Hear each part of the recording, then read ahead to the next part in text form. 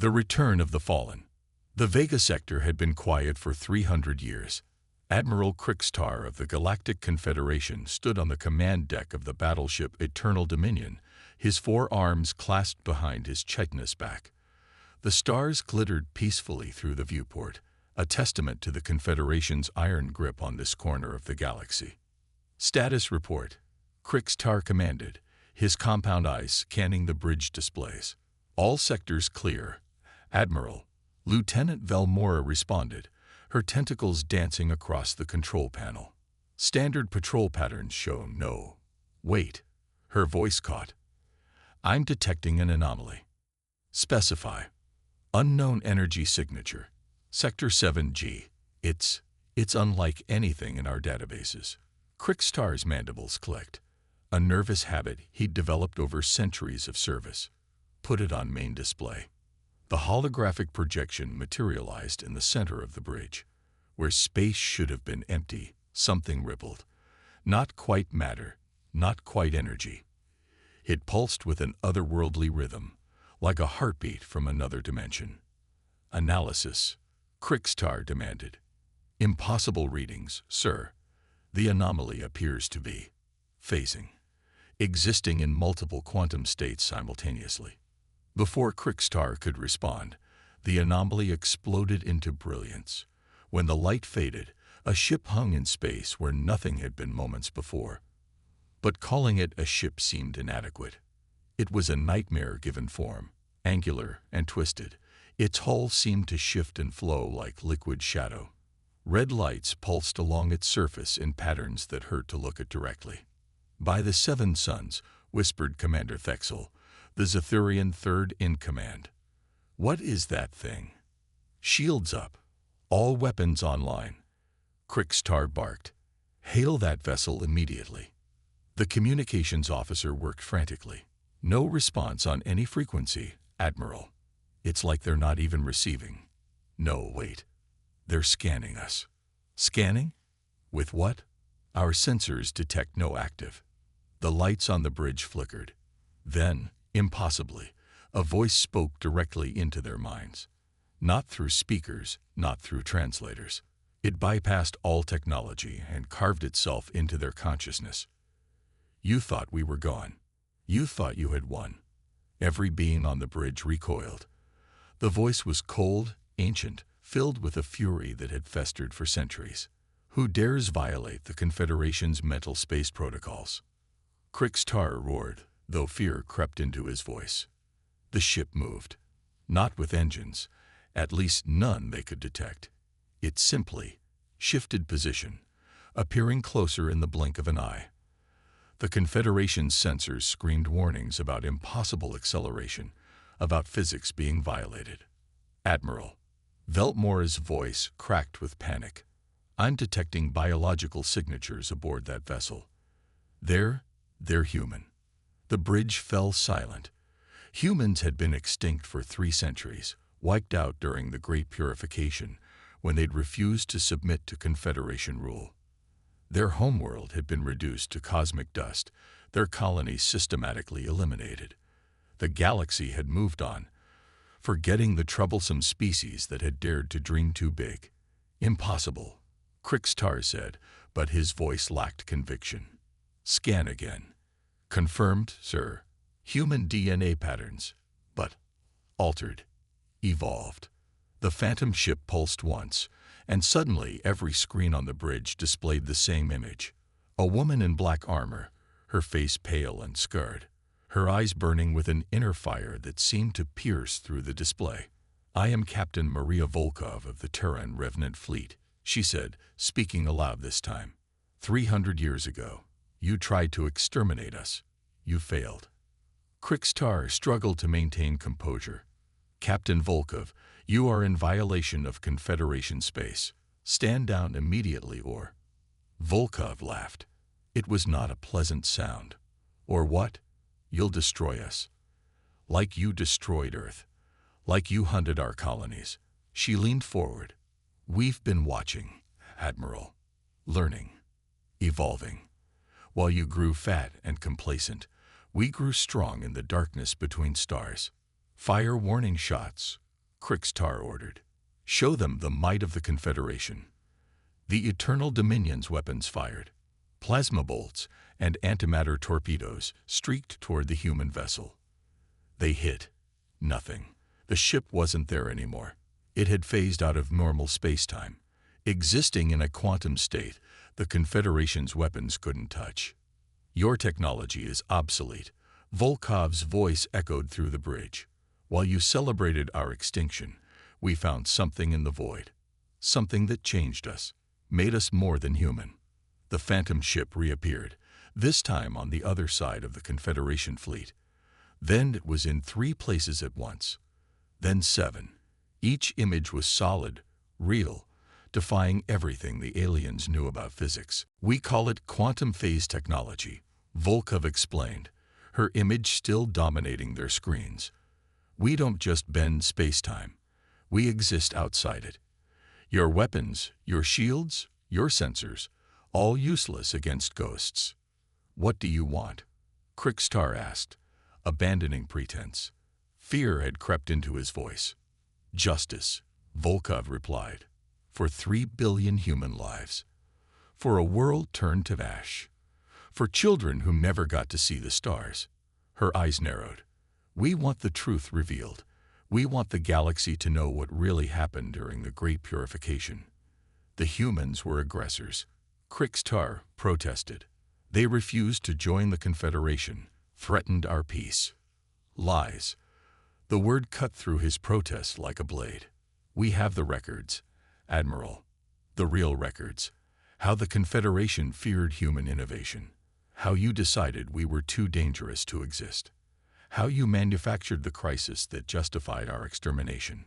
She gestured, and holographic documents appeared in the air. Classified Confederation files, military orders, secret communications between leadership. The evidence was damning. Humanity hadn't been aggressors. They'd been victims of a carefully orchestrated genocide. Scattered bands of humans survived. Volkov continued. "Hidden in asteroids, in the spaces between star systems, in places your kind couldn't imagine. We found something out there in the dark. An ancient technology, left by a race that transcended physical existence. It changed us, gave us the tools to return." "You speak of ghosts and vengeance," Krixtar said carefully. "But you are one ship against an empire." Volkov smiled. It was terrifying. One ship. Space erupted around the Confederation fleet. Dozens of rifts tore open reality, and from each emerged another human vessel. Not identical. Each was unique, shaped by its crew's experiences and adaptations. Some looked like crystalline structures, others resembled organic horrors, and still others defied description entirely. The Phantom fleet had returned. "We are not the humans you tried to destroy," Volkov said. "We are what survived, what evolved, what learned to thrive in places that would drive your kind mad." She stood.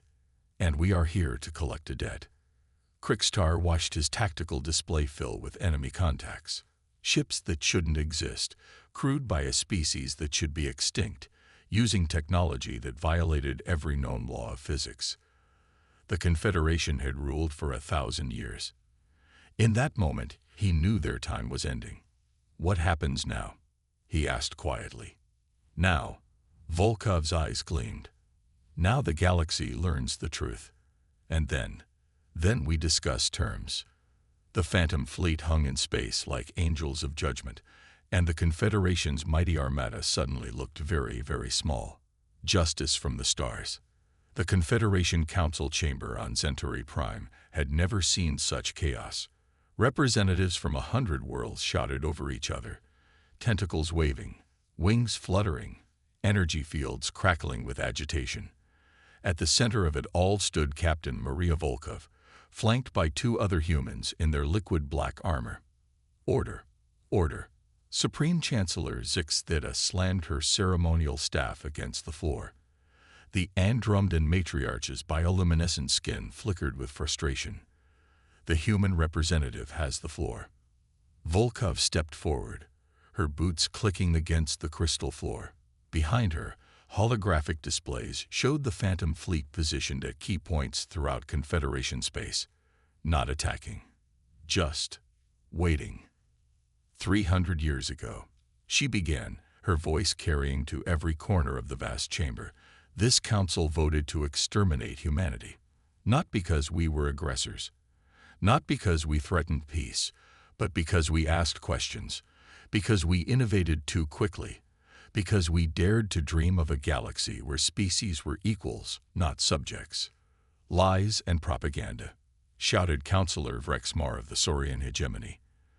The human plague threatened the stability we had built over millennia. Volkov turned to him, and something in her gaze made the massive reptilian shrink back. Would you like to see the voting records, Counselor? The secret sessions where your predecessor argued that human genetic diversity was a contamination risk, or perhaps the military assessments that claimed our creativity was a strategic threat. She waved her hand, and classified documents materialized in the air. Gasps echoed through the chamber as representatives read their own government's hidden histories. The Nexari Commonwealth voted to destroy us because we developed FTL drives that outperformed theirs. Volkov continued. The Cygnian Federation feared our AI research. The Altarian Union worried our colonization rate would challenge their expansion. She looked around the room. You didn't fear human aggression. You feared human potential. Even if this is true, Chancellor Zix Theta said carefully, it was centuries ago. The current council bears no responsibility. No responsibility. Volkov's voice hardened. Your prosperity is built on the ashes of Earth. Your trade routes run through systems cleared of human colonies. Your technology includes patents stolen from murdered human scientists. She paused. And you still teach your children that we were monsters who deserved extinction. What do you want? The question came from Ambassador Telvanni of the Proxima Alliance, one of the few council members who hadn't spoken against humanity. Vengeance. To destroy us as we destroyed you. Volkov was quiet for a long moment. When she spoke again, her voice carried a different weight. If we wanted vengeance, you'd already be dead. Our technology makes your defenses obsolete. We could phase an antimatter bomb into the heart of every Confederation world simultaneously. We could turn your stars into weapons. We could do to you what you did to us. The chamber fell silent, the weight of that truth settling over them like a shroud. But we won't, she continued, because we refuse to become what you were. Instead, we demand justice, and we demand change. She gestured, and new holographic displays appeared. First, the truth will be revealed. All of it. Every classified document, every hidden order, every cover-up. The galaxy will know what really happened to humanity. Second, reparations. Not just to humanity, but to every species the Confederation has oppressed in the name of stability. The resources stolen from dead worlds will be redistributed. Third, the Confederation as you know it ends. No more central authority dictating the fate of entire species. A new galactic government, built on actual representation and consent. And if we refuse? Admiral Krikstar asked. He had been brought to the chamber to provide military assessment.